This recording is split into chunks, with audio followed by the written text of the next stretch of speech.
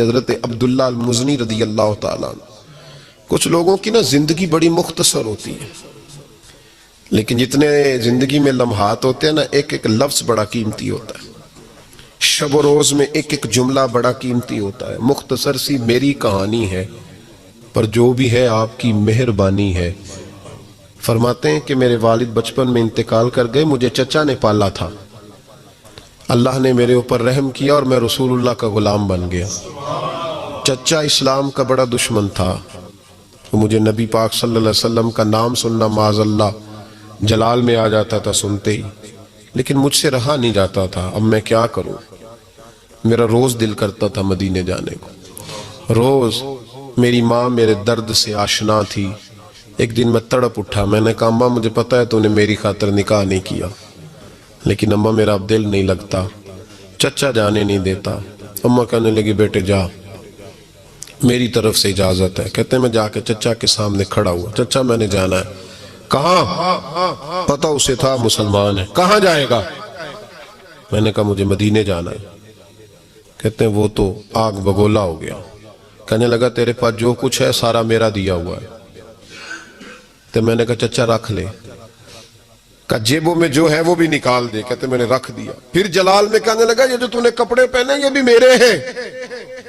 حضرت عبداللہ المزنی کہتے ہیں میں نے وہ کپڑے بھی اتار کے دے دی. میرا وجود ننگا ہو گیا. تینوں لب دیاں آپ گواچے، سانو اپنی خبر نہ کوئی، ساتھوں پارے ککھ گلیاں دے، ککھ گلیاں دے.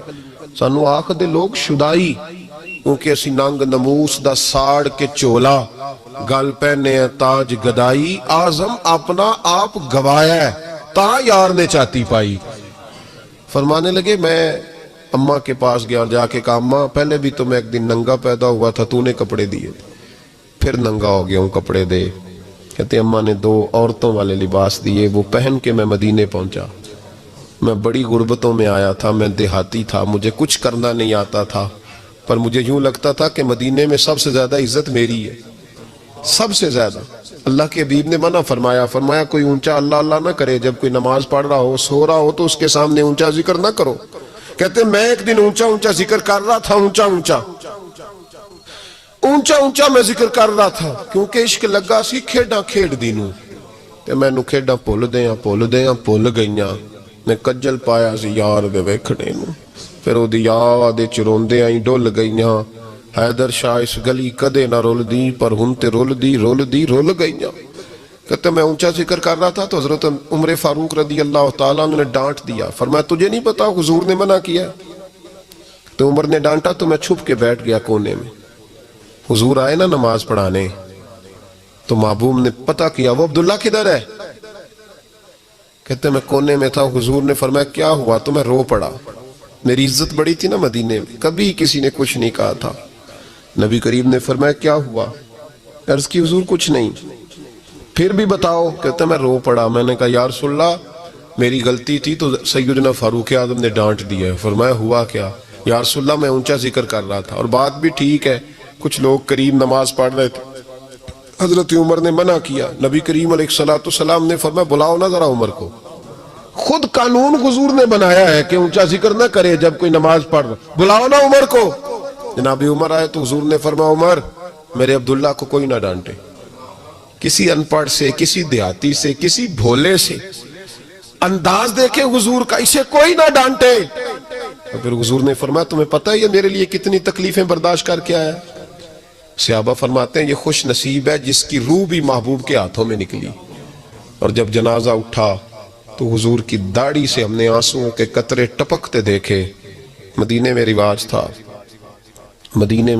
تھا کہ قبر میں قریبی عزیز اتارا کرتے تھے، پر ان کا تو مدینے میں رشتہ دار ہی کوئی نہیں تھا. حضرت عمر فاروق اور جناب ابو بکر صدیق کہنے لگے ہم قبر میں اتارتے ہیں. جب ان دونوں نے اٹھایا قبر میں گئے تو کہتے ہیں کمال دیکھو اللہ کے رسول ہم دونوں سے پہلے قبر میں اتر گئے.